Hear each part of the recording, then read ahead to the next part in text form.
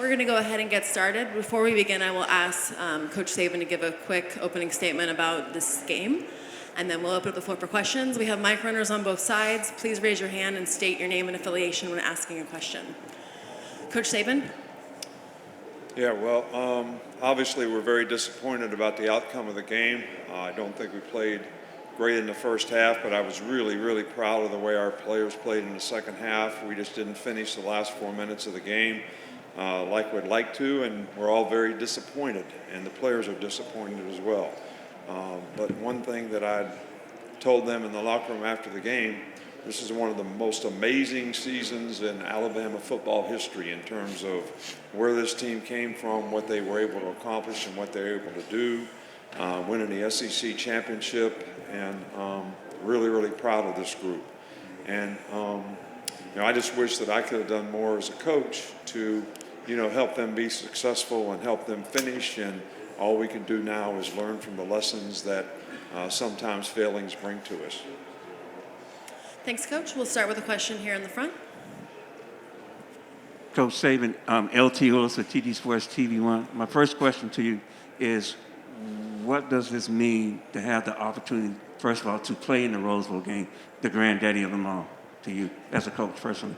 Yeah, it was great. I grew up in the Big Ten, coaching the Big Ten for 12 years, and it was win the Big Ten championship and go to the Rose Bowl. That was always special, and we've had several opportunities to do it, but this is a great atmosphere here today. It was a great football game.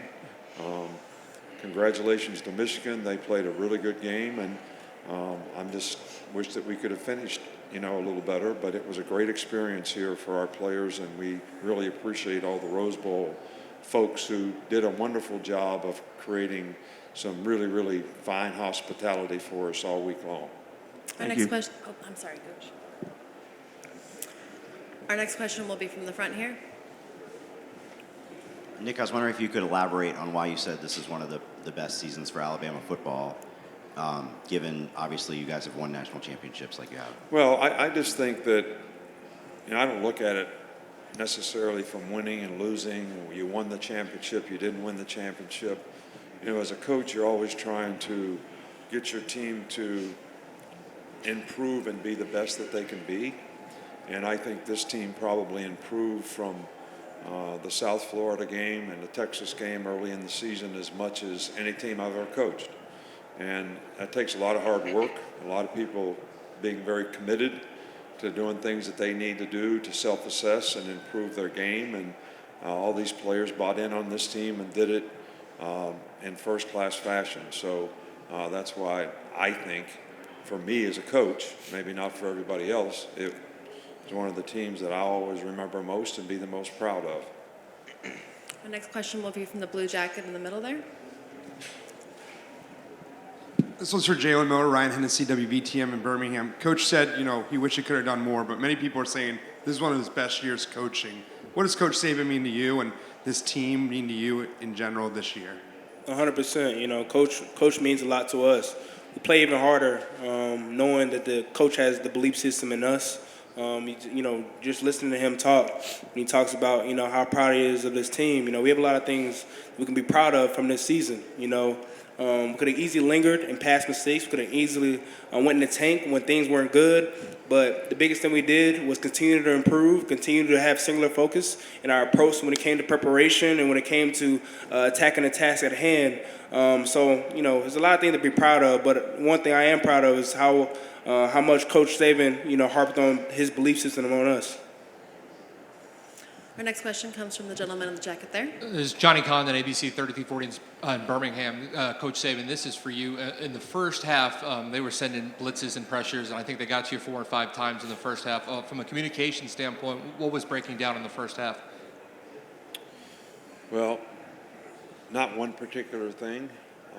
There was a couple times when we could have redirected the protection, which we kind of put on the O-line to a large degree. And we didn't do it.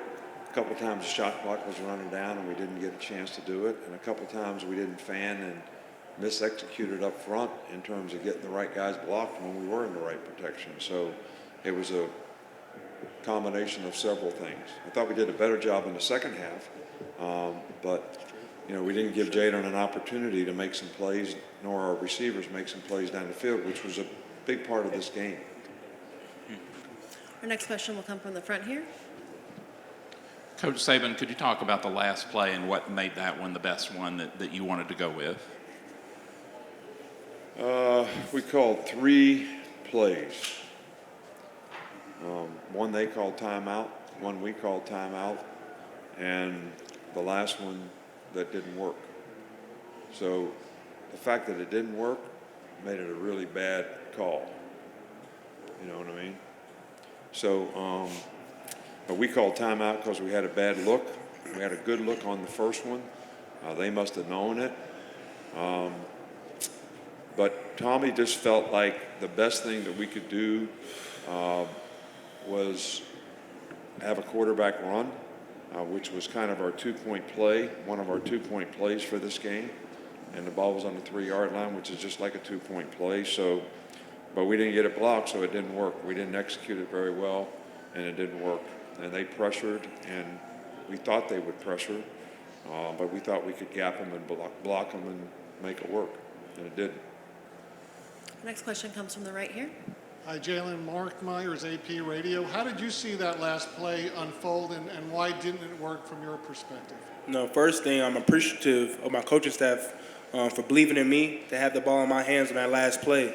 You win some, you lose some. This is all part of the game, With anything, all it came down was fall back to your level of training, and we just failed on that play. That's all it was, because at the end of the day, I just trusted the guys up front for believing in me on the last play to have the ball, and unfortunately, we just missed, and we just didn't get in the end zone. We have time for 2 more questions. We have one right here in the blue jacket. For Jalen, Mike Rodak with 247. How much have you and Seth worked on that quarterback center exchange this year, and why in your mind was it still an issue at this point in the year? With anything, it takes preparation, whether it's pass protection, whether it's running game, the passing game. The quarterback and the center have to have a great relationship, and that is something that we try to build throughout the whole season.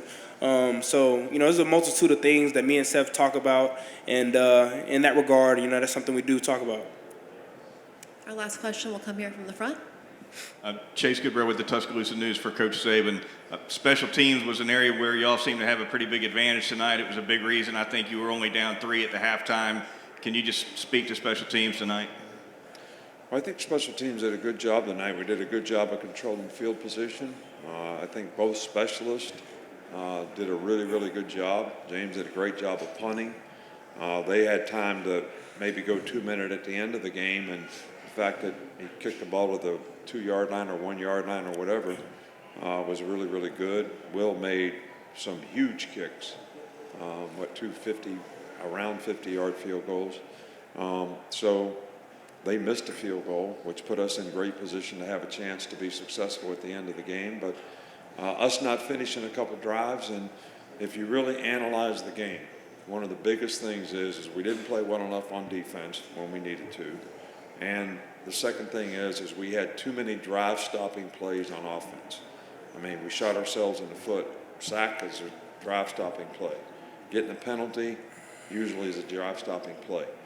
So some of those things we self-inflicted. And, I told the players after the game, I told them before the game, it's going to be about what we do.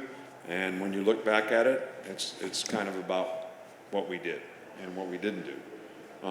Not taking anything away from Michigan. They played a great game. They got a good team. They're very well coached, and I wish them the best of luck in the future. But, we could have done things a little better as well. And that's on me, on the coaches. It's not anybody else. Thank you, Coach. We appreciate it. All right. Thank you. Appreciate what the media has done all year long. It's great that you give a lot of positive self-gratification to a lot of players who work really, really hard and create a lot of interest in our sport. Thank you for that.